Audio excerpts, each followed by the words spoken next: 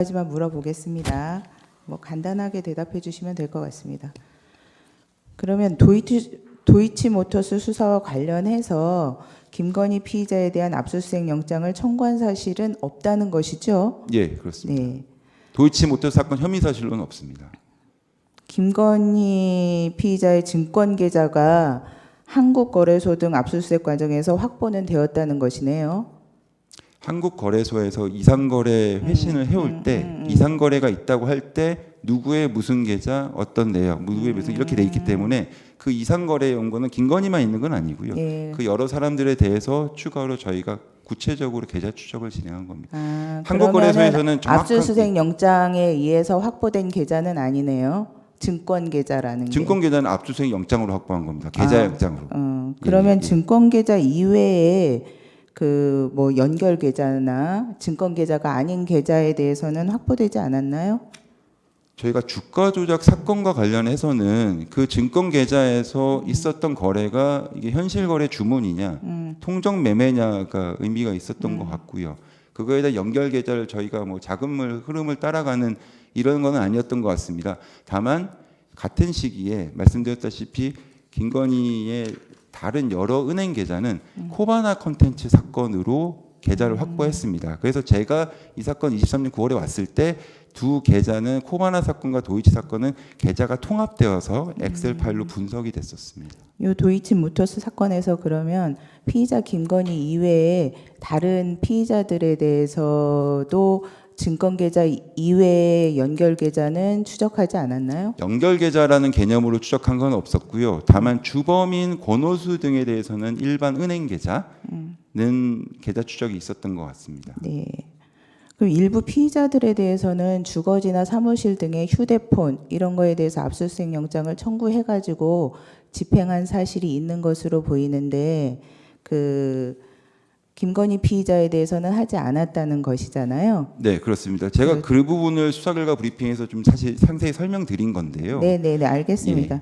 근데 그 청구인 측에서 말씀하시는 이모 씨에 대해서 청구했다는 압수수색 영장은 이런 주거지나 사무실에 대한 휴대폰 등 압수수색 영장이지요. 맞습니다. 이승근은 계좌주 전주 개념은 전혀 아니고요.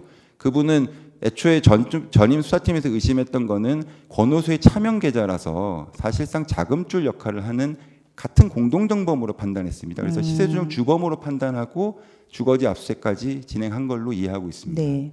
근데 기자들한테 설명하실 때 그 압수수색 영장이 청구되었다가 병행 수사를 하고 있는 중에 압수수색 영장이 청구되었다가 통기각된 이후에는 청구하지 않았다라고 할 때 압수수색 영장은 이런 주거지나 사무실에 대한 휴대폰 등 압수수색 영장을 의미하는 것이죠. 예, 맞습니다. 그런 장소, 물건에 대한 압수수색 영장을 말씀드린 겁니다. 그렇죠. 계좌에 대한 압수수색 영장이 네네, 아니고. 아닙니다. 예. 그래서 기자들도 그런 의미에서 압수수색 영장이 청구되었다가 기각되었다라는 취지로 알아들은 것이죠. 그러니까 제가 좀 아쉽게 생각은 제가 서면에도 말씀드렸다면은 저는 솔직히 말하면 정보가 많았던 겁니다. 저는 사실은 코바나 컨텐츠 사건과 도이치모터 사건은 함께 이해되지 않으면 결국 김건희란 사람에 대한 이 타겟팅 수사에 대해서 설명이 어렵다는 걸 했는데 나중에 알고 보니까 기자분들 중에서는 이 4년여 전에 있었던 코바나 컨텐츠 사건이 어떤 건지도 사실 잘 이해를 못하는 분이 있었다고 들었습니다. 그래서 사실은 제가 제일 아쉬운 거는 차라리 두 사건을 명확히 구분해서 도이치모터 사건은 이렇게 됐는데 사실 이 사건을 이해를 하려면 이 사건의 강제수 여부를 이해를 하려면 수사 초기에 코바나 컨텐츠 사건과 함께 진행된 그 맥락을 이해해야 한다.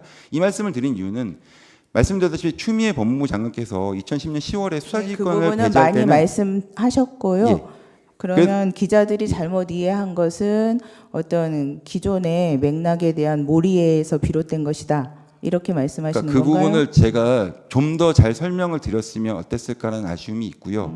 그리고 사실 저는 솔직히 말씀드리면 저는 제가 그 즉답을 하는 질의응답관에서 즉답을 계속 서서 제가 몇 시간째 하고 있었는데요.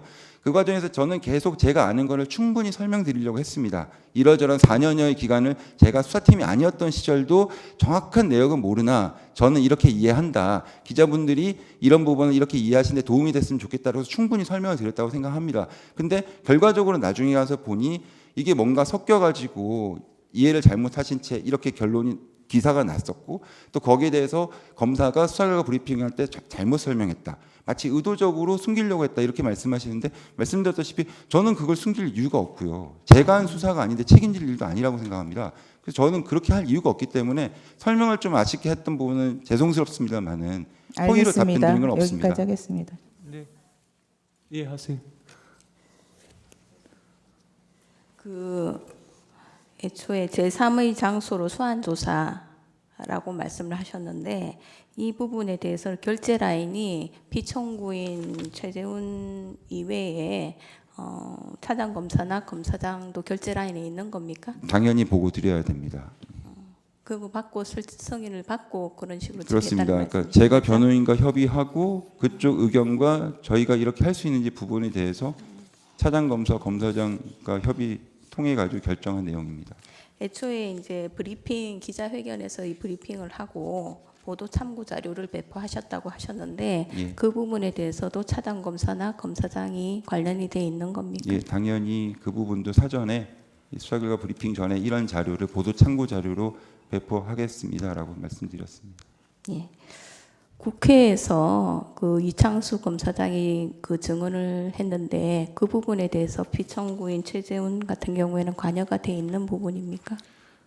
그러니까 답변하시기 전에 저 지금 이 수사 결과 브리핑장이 없으셨기 때문에 그 부분과 관련해 가지고 당시 상황이 어땠는지 이런 질의에 대해서 답변을 어떻게 해야 되는지 이런 부분에 대해서는 저희 팀에도 문의가 있으셨고 사전에 이제 이런 부분에서는 이렇게 답변을 드리는 그런 절차는 있었습니다만은 개별 답변마다 전부 저희가 뭐 알려드린다든지 저희 통해서 답변드리고 이런 건 아니었습니다. 네, 알겠습니다.